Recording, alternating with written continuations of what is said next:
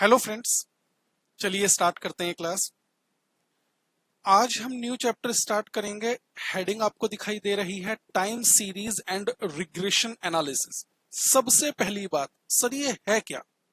Time series and regression analysis, ये क्या analysis करने वाले हैं हम इस चैप्टर के अंदर? देखिए बच्चे, ये कवर होते हैं बिजनेस फोरकास्टिंग मॉडल्स के अंदर। क्या बोला मैंने? Business forecasting models. किसी भी बिजनेस के लिए फ्यूचर को प्रिडिक्ट करना एक जरूरी टर्म होती है।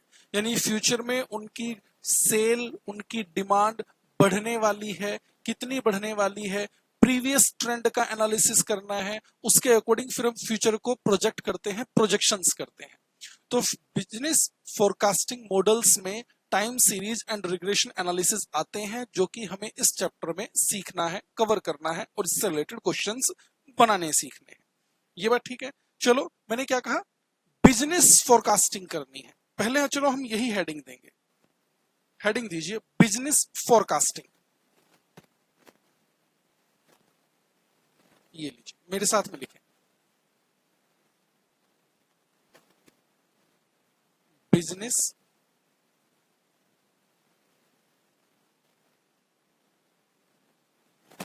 Forecasting.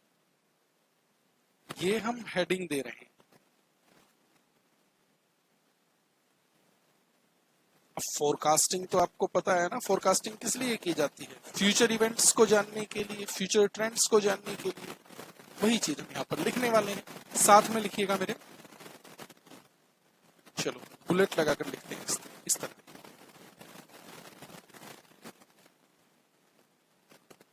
Business forecasting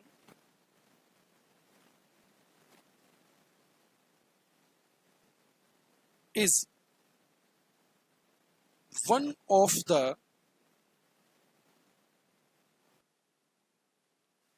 most vital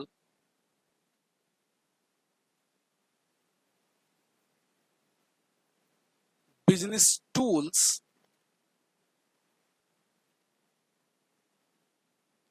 being used by organizations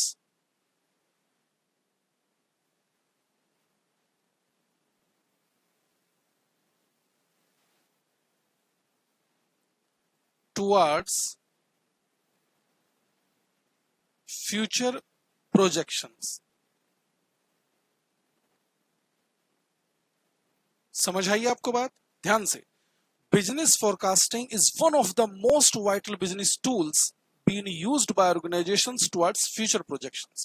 future projections के लिए बिजनेस को फोरकास्ट करना एक most important, most vital business tool है। ठीक है, नेक्स्ट बुलेट लगाइए, यहीं पर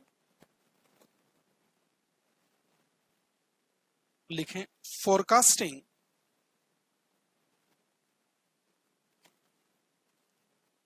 is the best technique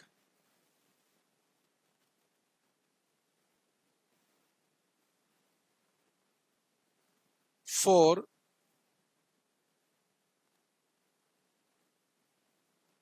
predicting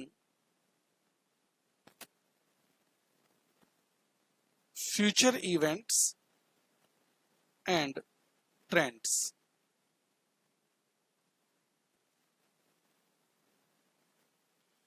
Forecasting is the best technique for predicting future events and trends। Future events को, फ्यूचर ट्रेंड्स को प्रिडिक्ट करने के लिए फोरकास्टिंग एक बेस्ट टेक्निक है। यहां तक बात समझ आ रही है? यानी हमें यहां पर कुछ डेटा देखना है, कुछ ट्रेंड समझना है और उसके अकॉर्डिंग फिर फ्यूचर को प्रिडिक्ट करना है। ठीक है, हेडिंग दीजिएगा,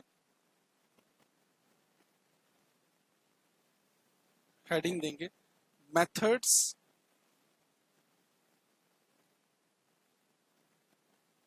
इन्हें मेथड्स भी कह सकते हैं, मॉडल्स भी कह सकते हैं। ये लोग वो भी लिख लेते हैं, मेथड्स और मॉडल्स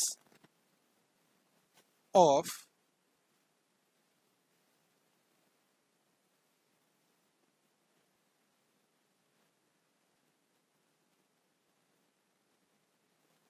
बिजनेस फोरकास्टिंग।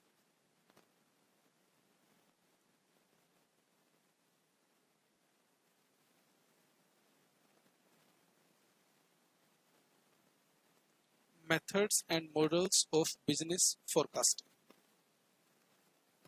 लिखना स्टार्ट करें।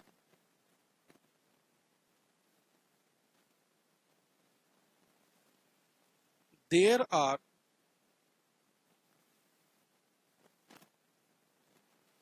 several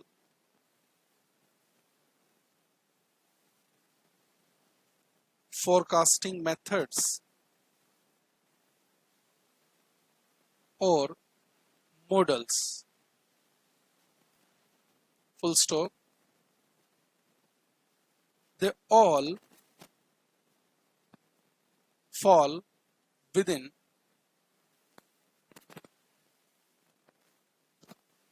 two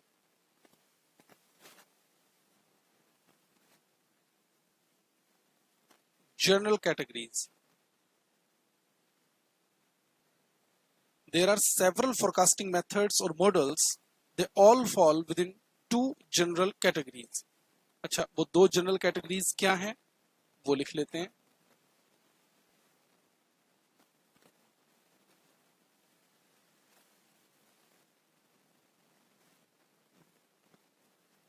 qualitative methods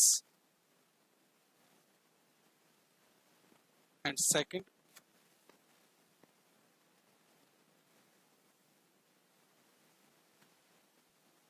quantitative methods.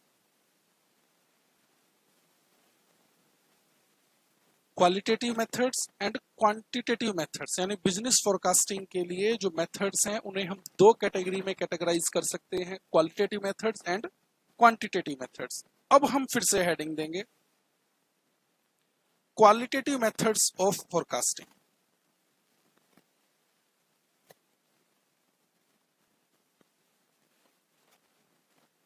Qualitative methods of forecasting.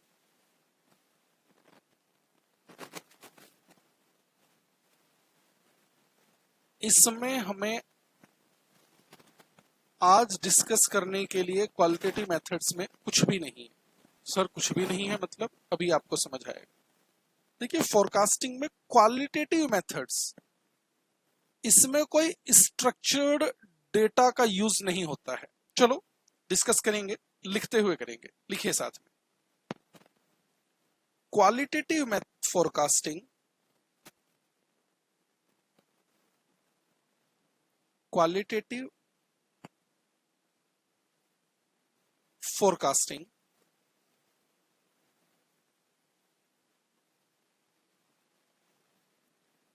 uses unstructured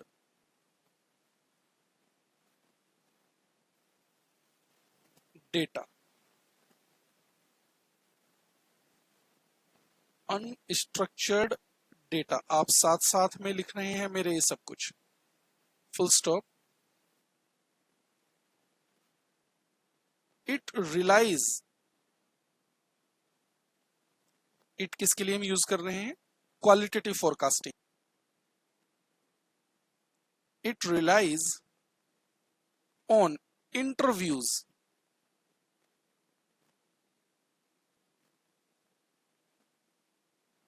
coma surveys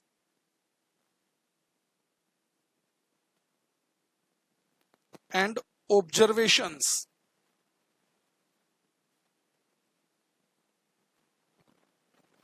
आपने क्वालिटेटिव फोरकास्टिंग करनी है यानी क्वालिटी से रिलेटेड फोरकास्टिंग करनी है, तो उसके लिए क्या करना पड़ेगा? पर्सन टू पर्सन इंटरव्यू करने पड़ेंगे, सर्वे करना पड़ेगा। यानी यहां पर कोई क्वांटिटी की बात नहीं हो रही है, यहां पर किसी नंबर की बात नहीं हो रही है, किसी फॉर्मूले की बात नहीं हो रही है।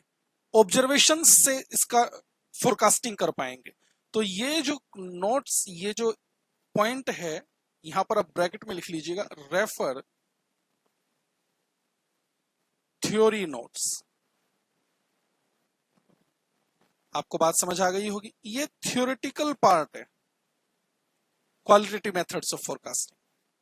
अच्छा, तो फिर इस चैप्टर में हमें न्यूमेरिकल पोर्शन में क्या करना है? अब हम हेडिंग देंगे क्वांटिटेटिव मेथड्स ऑफ फोरकास्टिंग। लिखें सर, चैप्टर का नाम आपने लिखवा रखा है time series and regression analysis. आप बात कर रहे हैं बिजनेस फोरकास्टिंग की। अभी हम बिजनेस फोरकास्टिंग को डिस्कस करते हुए time series and regression analysis पर ही पहुंचने वाले हैं, फिर उन्हें डिटेल में समझेंगे। क्वालिटेटिव हो गया हमारा, quantitative methods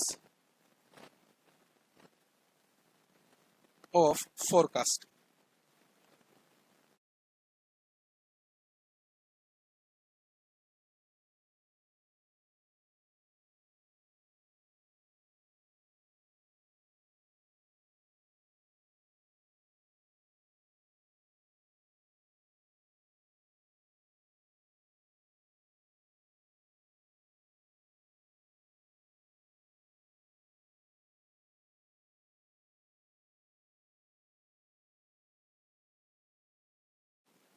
Quantitative forecasting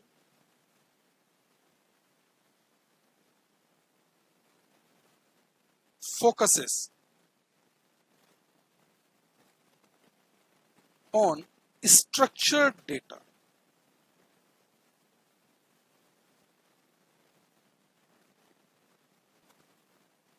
comma, statistical analysis,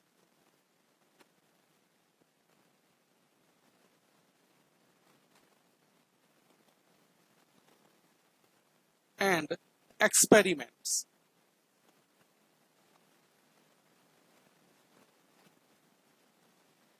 Full stop.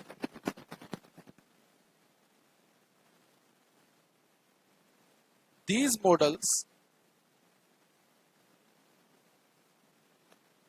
focus on existing data, comma, numbers and formulae.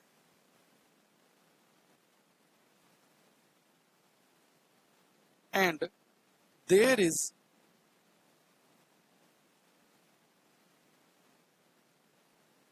little human interfacing.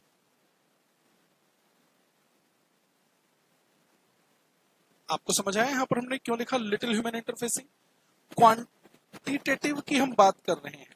जब हमने क्वालिटेटिव मेथड्स फोरकास्टिंग की बात की थी तो वहां पर ह्यूमन इंटरफेसिंग ज्यादा है, इंटरव्यूज, सर्वेज, ऑब्जर्वेशन। लेकिन क्वांटिटेटिव मेथड्स ऑफ फोरकास्टिंग में नंबर्स का काम ज्यादा है, फॉर्मूलेज का काम ज्यादा है, and there is little human interfacing. आप फिर से पढ़ सकते हैं। Quantitative forecasting focuses on structured data, statistical analysis, and experiments. These models focus on existing data, numbers, and formula, and there is little human interface. Full stop. आगे लिखिए।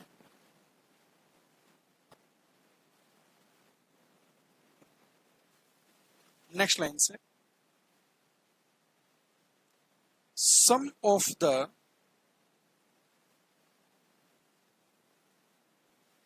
most frequently used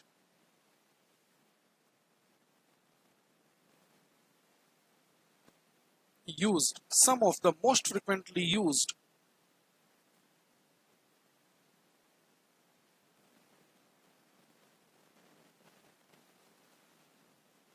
quantitative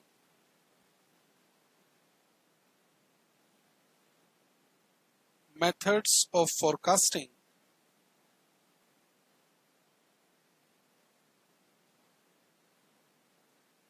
are some of the most frequently used quantitative methods of forecasting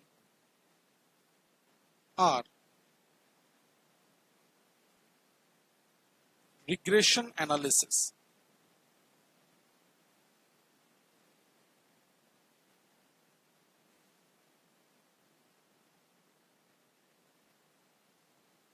time series,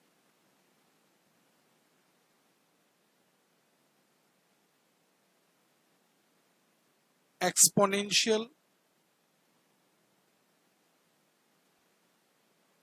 smoothing,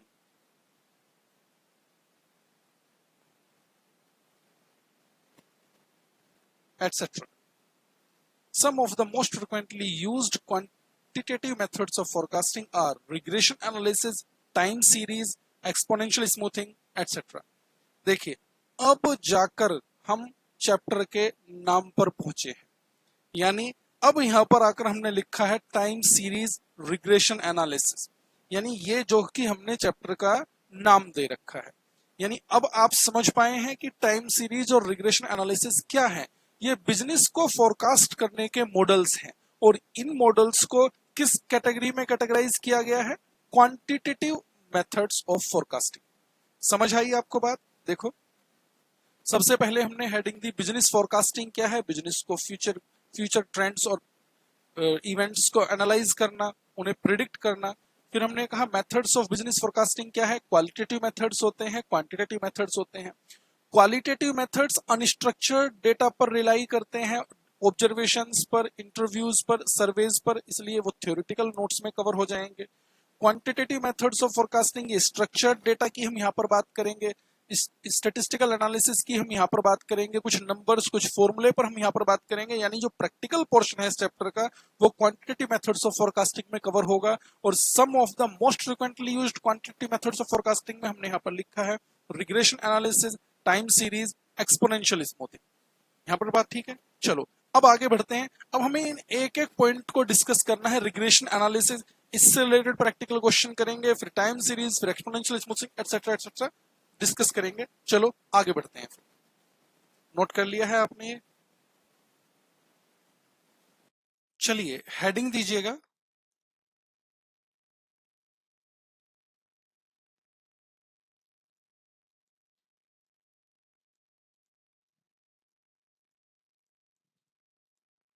regression analysis.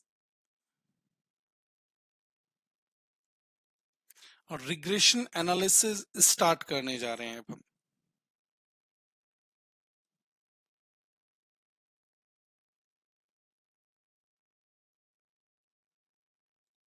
लिखना start करें please. इसमें लिखिए, bullet लगाकर लिखिएगा इस तरह से। Regression analysis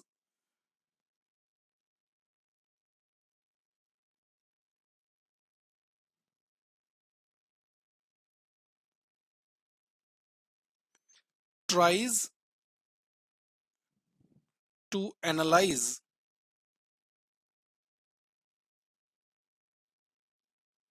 the relation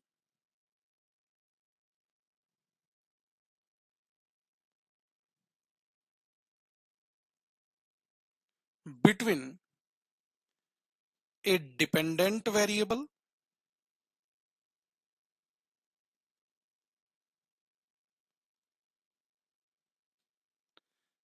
and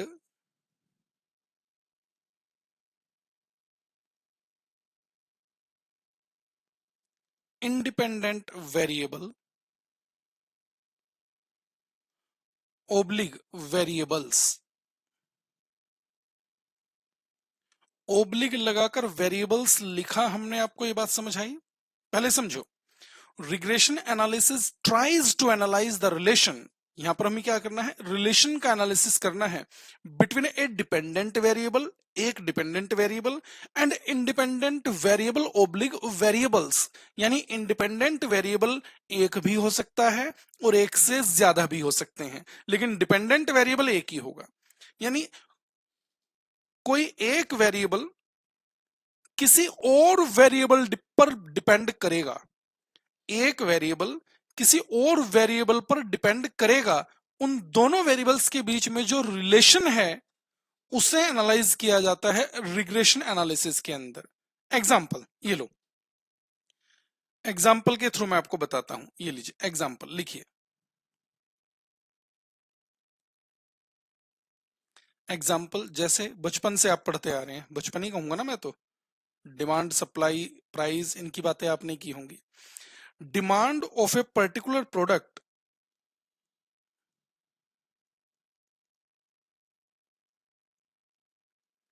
demand of a particular product depends on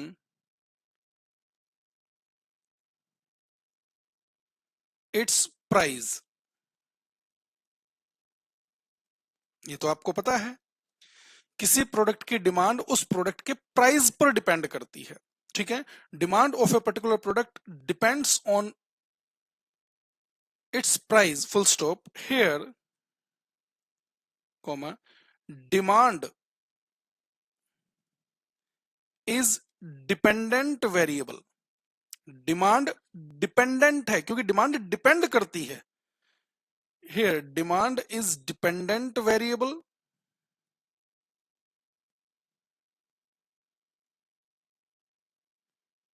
and the price is independent variable.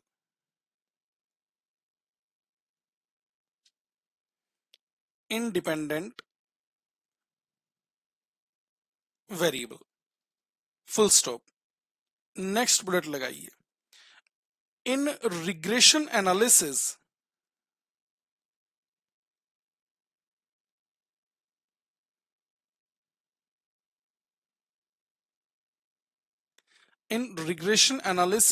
comma, the independent variable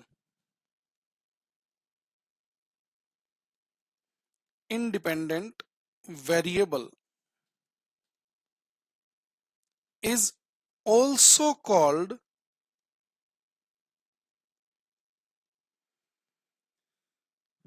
the independent variable is also called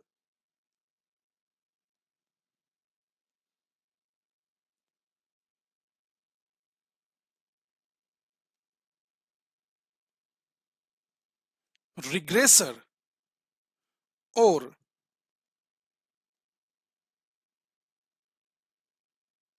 explanator.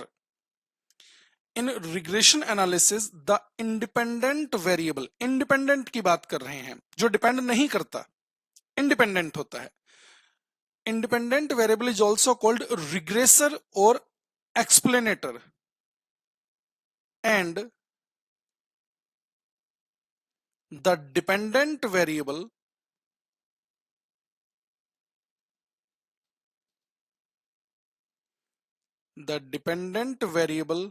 is called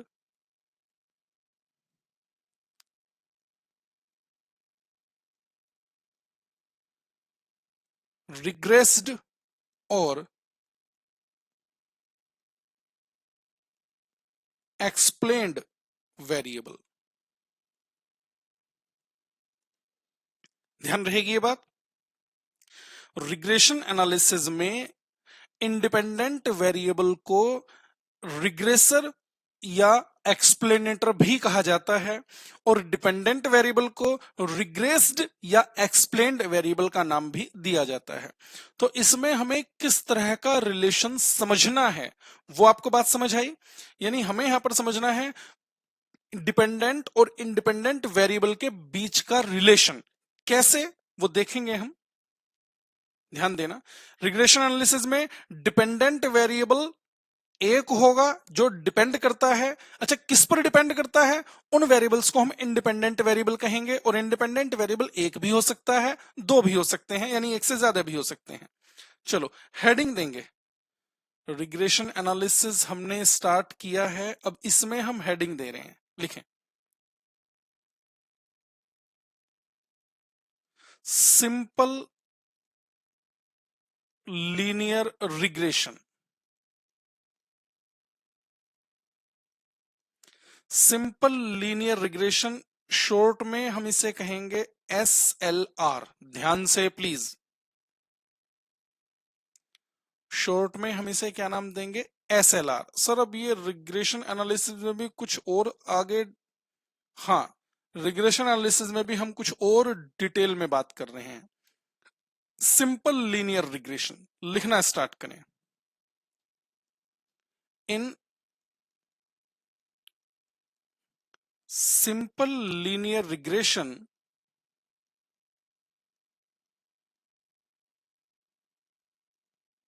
coma we study only two variables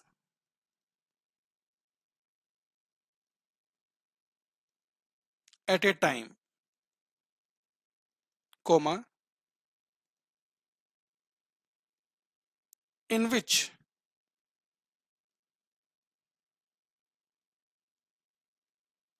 one variable is dependent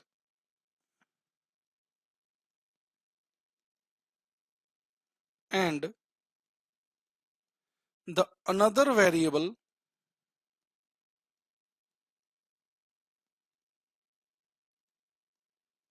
is independent.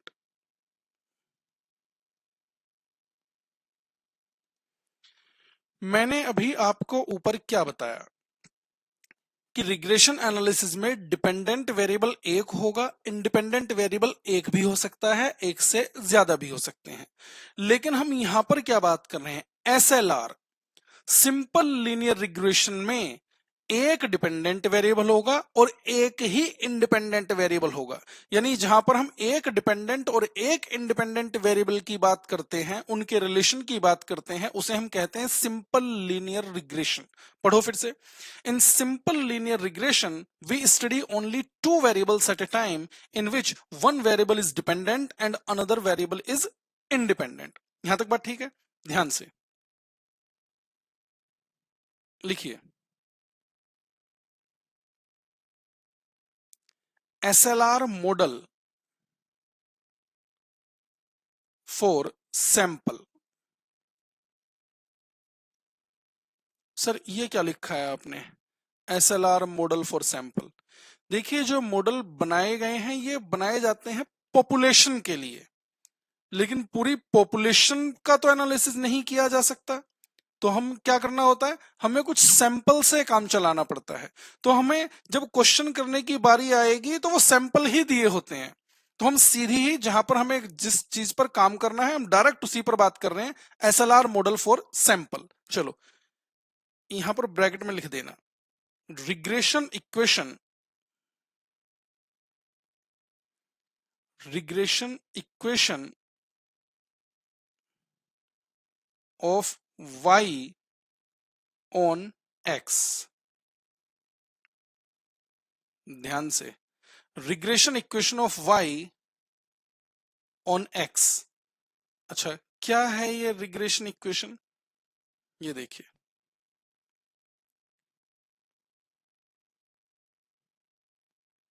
y is equal to a plus B x,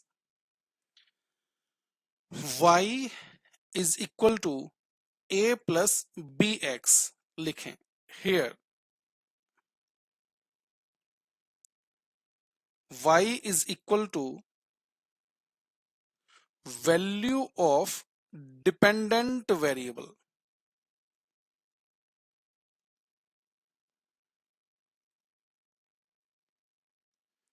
value of dependent variable.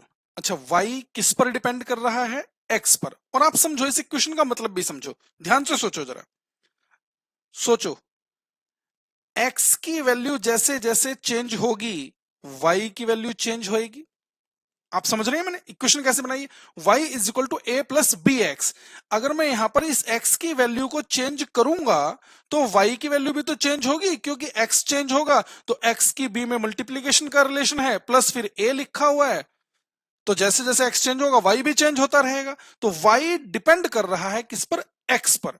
तो इसलिए हम इसे नाम दे रहे हैं regression equation of y on x, यानी इसलिए हम y को यहां पर नाम दे रहे हैं डिपेंडेंट वेरिएबल का, और x क्या है, x इंडिपेंडेंट वेरिएबल है हमारा।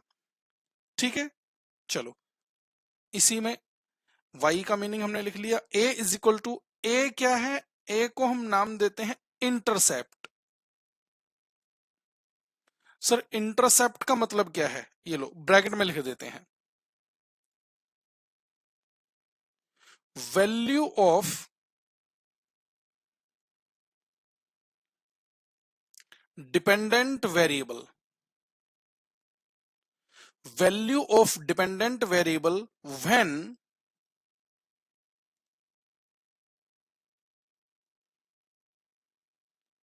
independent variable is 0।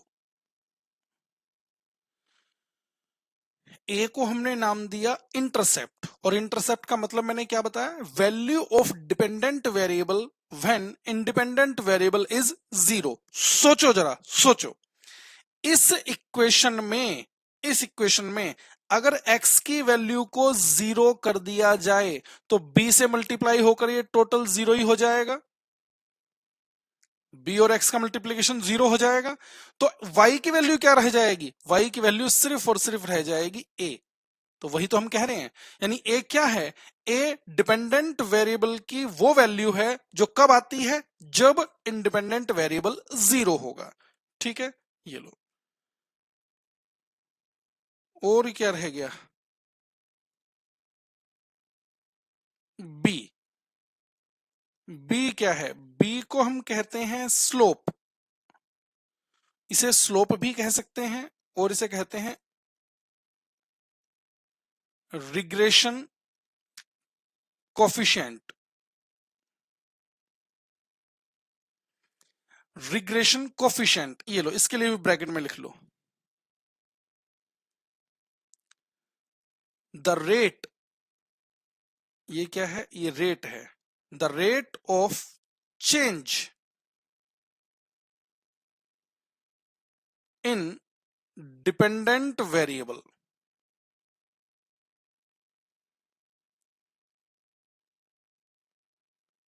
the rate of change in dependent variable with the unit change in independent variable।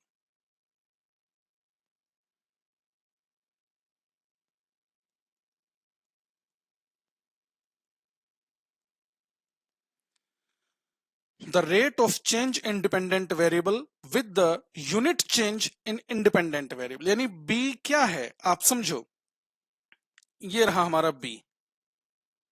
सोचो जरा, x की वैल्यू जैसे जैसे बढ़ती रहेगी b क्या प्रेजेंट करेगा, रेट को प्रेजेंट करेगा। सपोज करो b की वैल्यू यहां पर आ जाती है 5, 5 बहुत ज्यादा है हालांकि, सपोज करो b की वैल्यू है 5। सोचो जरा, x की वैल्यू अगर हम 1 रखेंगे तो 5 की मल्टीप्लाई होकर ये क्या आएगा 5, x की वैल्यू अगर हम 2 रख देंगे तो 2 में 5 मल्टीप्लाई होकर हो जाएगा 10। सोचो जरा, यानी ये किस चीज को प्रेजेंट कर रहा है, रेट को, मल्टीप्लीकेशन को। तो वही हमने यहां पर लिखा, इसे हम स्लोप भी कहते हैं, इसे हम रिग्रेशन कोफिशिएंट भी कहते हैं, क्योंकि x के मल्टीपल में है ये b। The rate of change in dependent variable with the unit change in independent variable. चलिए आगे, और क्या, यहां पर हम लिखते हैं x। अब x क्या है, x है हमारा इंडिपेंडेंट वेरिएबल।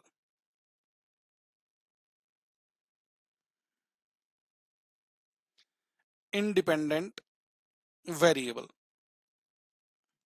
Full stop. इस रिग्रेशन इक्वेशन में जो भी टर्म हमने लिखी थी वो सारी मैंने यहां पर एक्सप्लेन कर दी हैं। आगे लिखते हैं, आगे लिखिए, using the concept of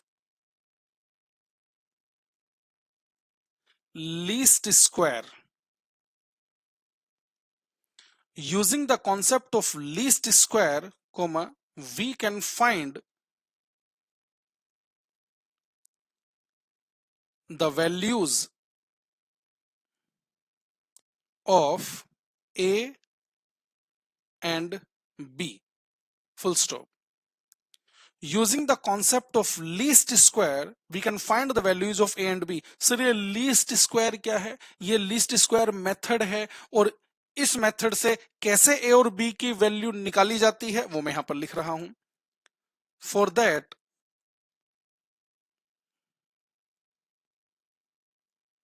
the normal equations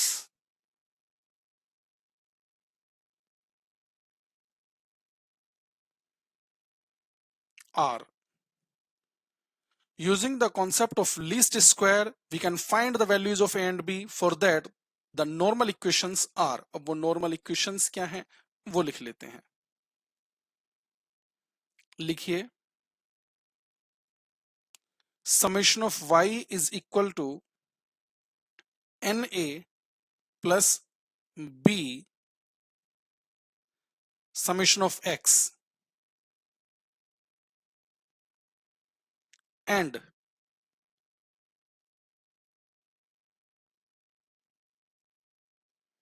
summation of xy is equal to a summation of x plus b summation of x square. ये दो इक्वेशंस हैं। इन दोनों इक्वेशंस में वैल्यू पुट करके हम इन्हें जब सोल्व करेंगे तो ए और बी की वैल्यू हमारी आ जाएगी। हियर यहां पर एक टर्म आई है n। n is equal two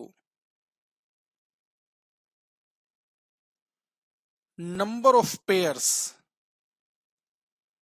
of observation. Number of pair, जो पेयर हमें क्वेश्चन में दिए गए होंगे। किसके पेयर? डिपेंडेंट और इंडिपेंडेंट वेरिएबल की वैल्यू के पेयर्स। ठीक है। एन का मतलब क्या हो गया? जो क्वेश्चन में हमें डिपेंडेंट और इंडिपेंडेंट वेरिएबल की वैल्यूज दे रखी होंगी, उनका पेयर दे रखा होगा, वो कितने पेयर हैं उसे हम नंबर लिखेंगे, एन से प्रेजेंट करेंगे। ठीक है।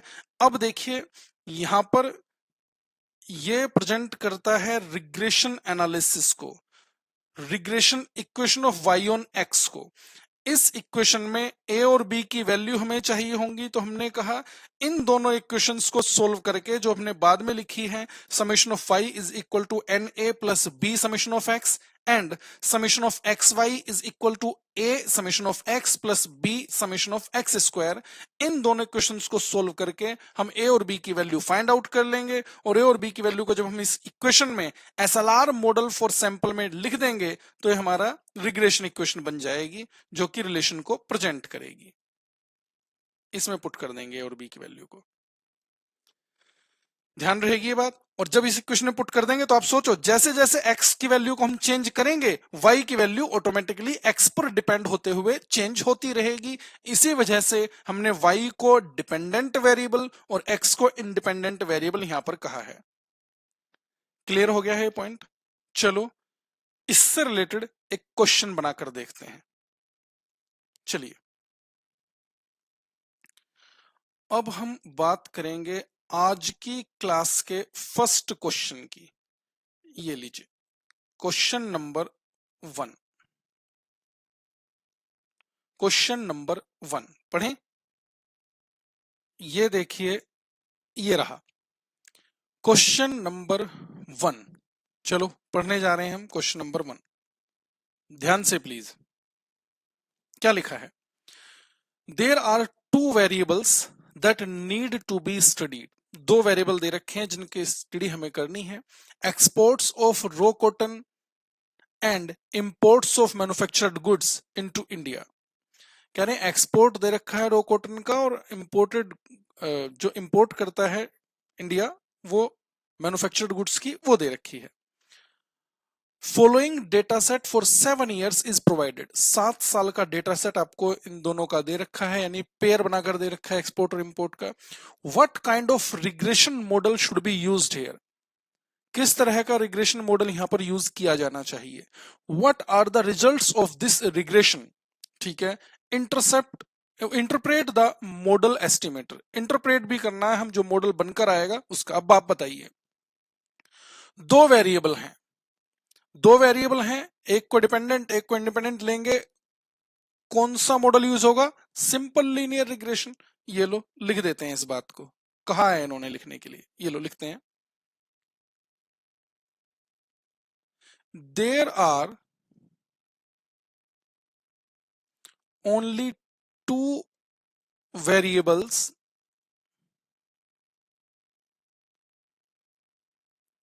involved, comma, hence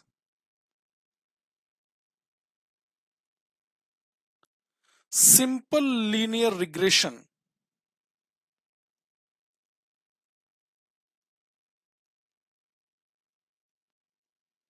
simple linear regression, जिसे हमने शॉर्ट में क्या कहा था, SLR model should be used.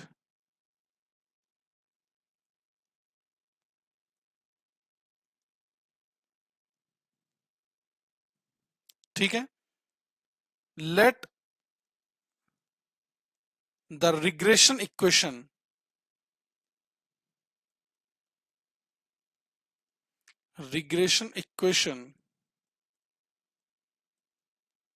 Is, बताइए क्या है regression equation, y is equal to a plus B x. ठीक है, ये लीजिए हेयर, देखना क्या क्या दे रखा था हमें क्वेश्चन में, ये देखिए टेबल में रुपी इन करोर्स, एक्सपोर्ट दिया है, इंपोर्ट दिया है। ये लो y is equal to imports, x is equal to export. आगे लिखें, using the concept of least square, क्या नाम देते हैं इस कॉन्सेप्ट को हम, least square. Using the concept of least square comma we can find the values of a and b, full stop. For that the normal equations are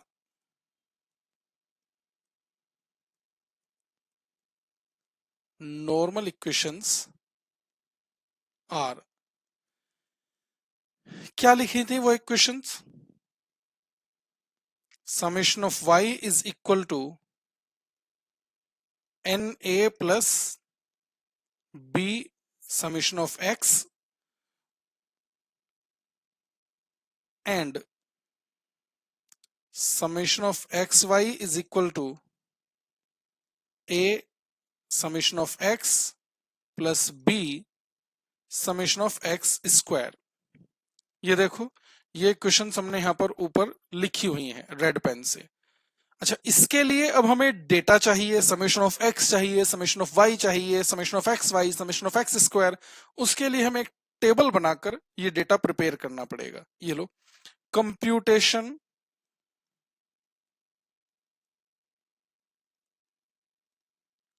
of required information या required data.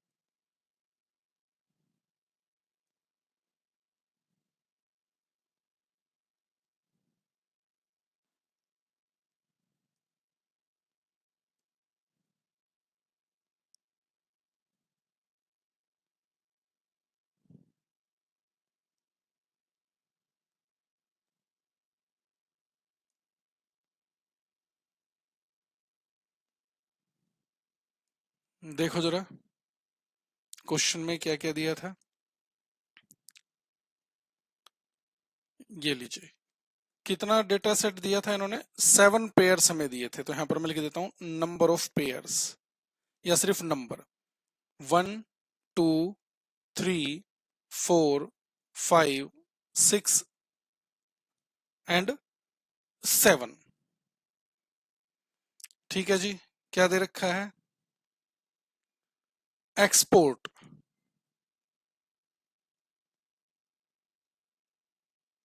Exports,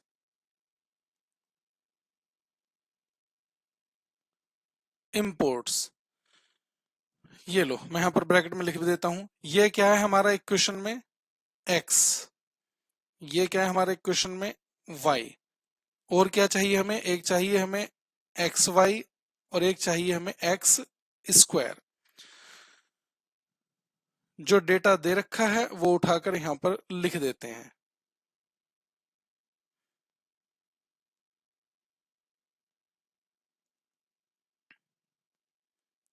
और यहां पर इनका total हो जाएगा।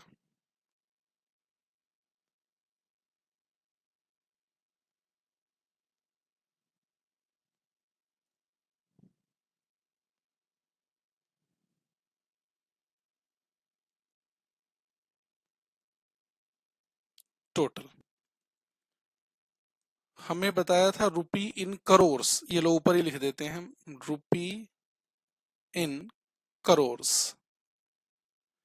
जो figures दे रखे हैं वो फिल कर लीजिए यहां पर। 42, 44, 58 लिखिए। 42, 44, 58। आगे देखो।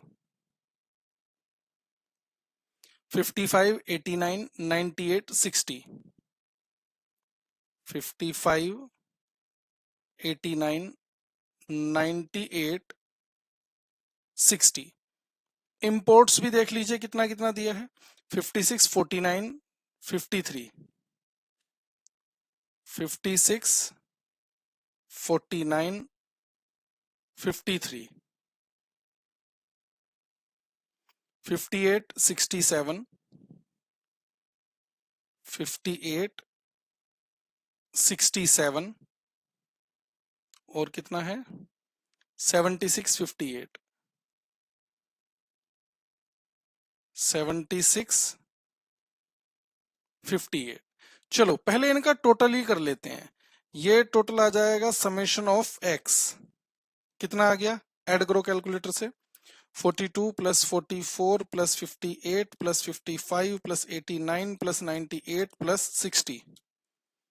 ये आ गया हमारा 446। इसी तरह इंपोर्ट का टोटल करेंगे, ये आ जाएगा summation of y is equal to 56 plus 49 plus 53 plus 58 plus 67 plus 76 plus 58। ये आ गया 417।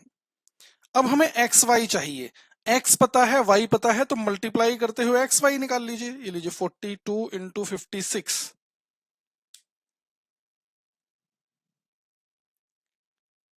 2352। 44 इंटू 49, 2156।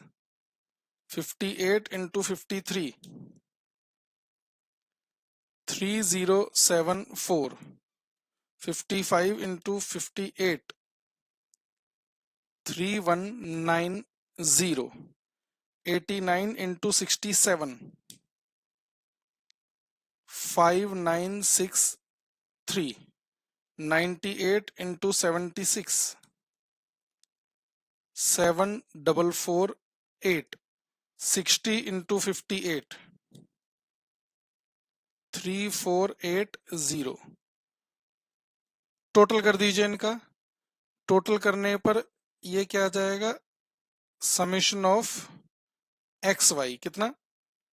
27,663। X square. अब ये एक्स है, इसका स्क्वायर करते हुए वैल्यू पुट कर दो वहां पर, उनका टोटल कर लो।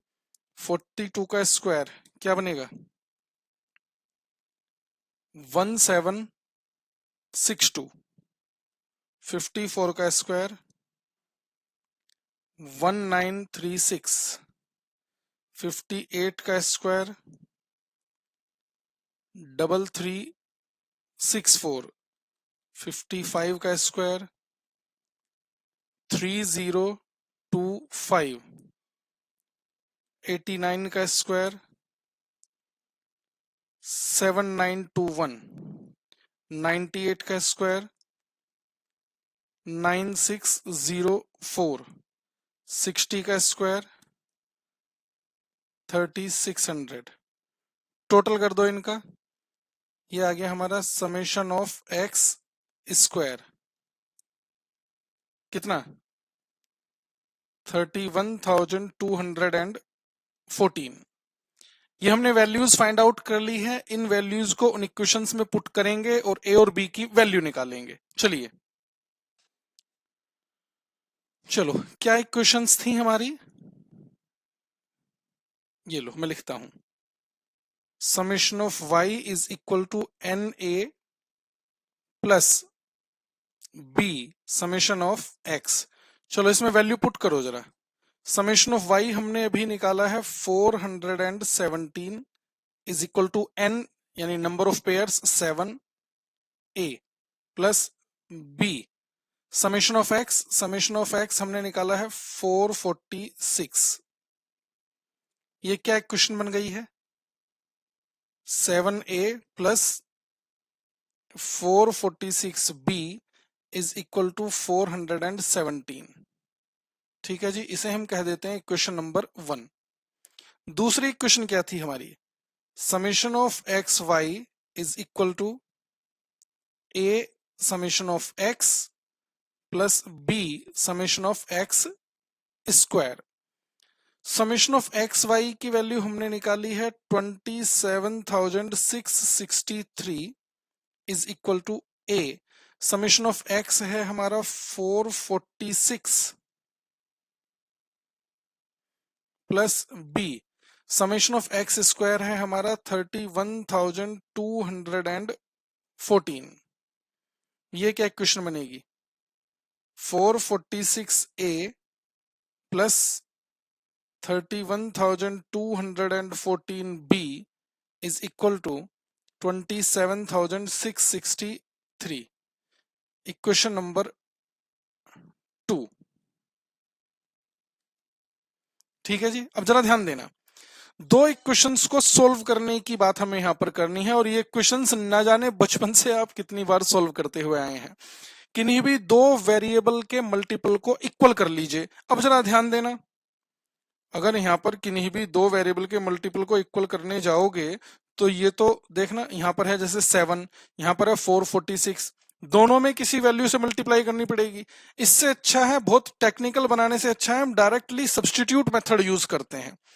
सब्स्टिट्यूट मेथड, सर ये सब्स्टिट्यूट मेथड क्या है, देखो मैं आपको दिखाता हूं। फ्रॉम इक्वेशन नंबर 1 कुछ भी नहीं है, किसी एक की वैल्यू ले लेंगे। देखना, is 7a plus 446b is equal to 417। ये हमारी इक्वेशन नंबर 1 है। यहां से इजी तरीका है, a के लिए वैल्यू निकाल लेते हैं इसकी। क्या कर रहा हूं मैं, 417 माइनस 446b और a इज इक्वल टू क्या हो जाएगा, 417 माइनस 446b डिवाइडेड बाई 7। ठीक है, इस वैल्यू को इक्वेशन नंबर 2 में पुट कर दो। Put this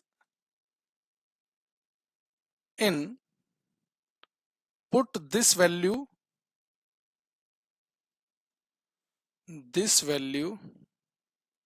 in equation number 2।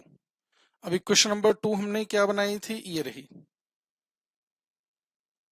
446a plus 31214b is equal to 27,663। ये थी हमारी क्वेश्चन नंबर 2।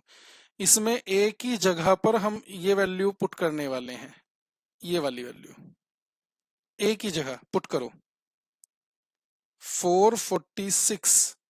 अब a के प्लेस पर हम क्या लिख रहे हैं, 417 माइनस 446b डिवाइडेड बाई 7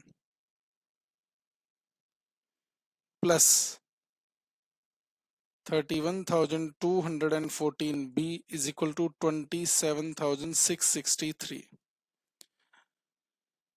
इसको क्या करें, इसको b के लिए सोल्व कर लेते हैं। देखो कैसे, 446 पहले तो इसे 7 से डिवाइड ही करो। 417 को 7 से डिवाइड करेंगे, ये क्या आ जाएगा 59.57 माइनस 446 को डिवाइड करेंगे 7 से 63.71 b plus 31,214 b is equal to 27,663। अब ये मल्टीप्लाई करो 446 की इसमें 59.57। कैलकुलेशन में कहीं गड़बड़ ना हो, बस ये ध्यान रखना। 26,568.22 minus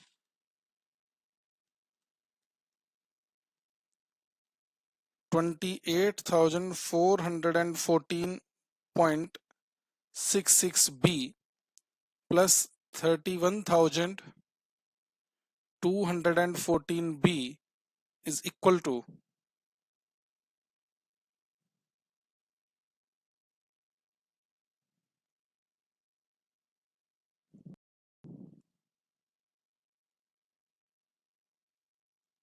is equal to 27,663।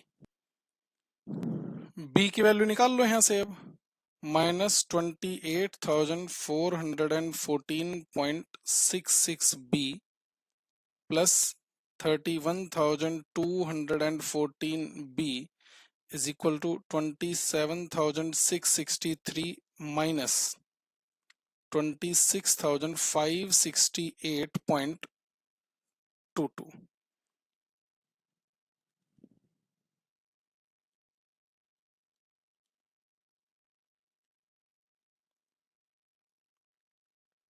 2799.34 b is equal to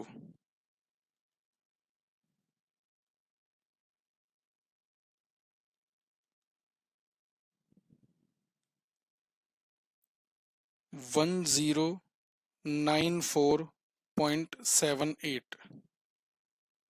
b is equal to 1094.78 divided by 2799.34 is equal to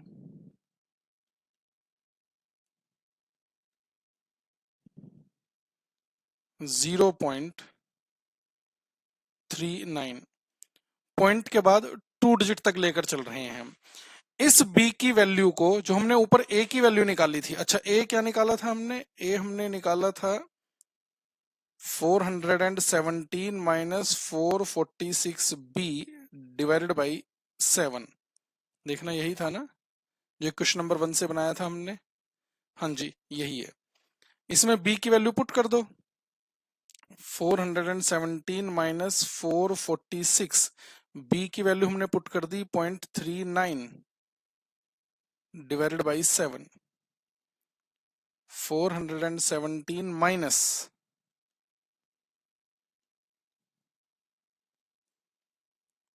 173.94 divided by 7, और डायरेक्टली कंप्यूट करके बता दो जरा कितना आ रहा है।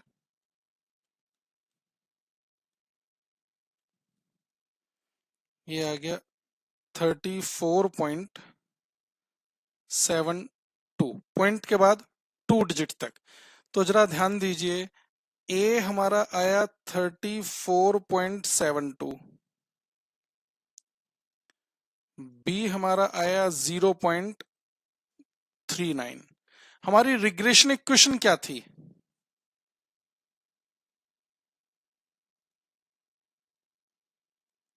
रिग्रेशन इक्वेशन या regression model is y is equal to a plus B x. y is equal to a यानी 34.72 प्लस बी एक्स, तो b हमारा 0.39 x। ये देखिए हमारी इक्वेशन बन गई। आंसर चेक करना जरा, यही दे रखा है, ये देखिए रहा 34.72 प्लस 0.39 x, और यही हमारी इक्वेशन आ गई 0.39x। समझ आया आपको पॉइंट? और देखना क्वेश्चन में कुछ मांगा था क्या, क्या लिखा था? What kind of regression model, ये हमने पहले ही कमेंट कर दिया था, हमें यहाँ पर कौन सा मॉडल लगाना चाहिए? SLR यानी simple linear regression model. What are the results of this regression, interpret the model estimator. Interpretation और करनी है हमें इसकी। चलो लिखते हैं, ये लीजिए, interpretation.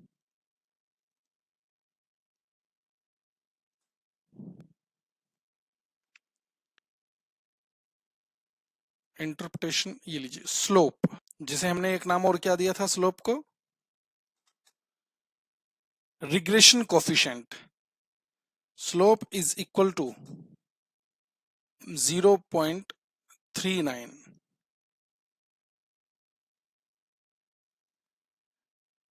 indicates the rate of change in y। y क्या था हमारा? import per unit change in value of x, और x क्या था हमारा? एक्सपोर्ट। ठीक है जी, और क्या? y intercept. y इंटरसेप्ट क्या है? 34.72। इसका मतलब क्या है? Value of y when x is equal to 0। ये लो मैं लिख देता हूं, that is value of y when x is equal to 0, full stop. It indicates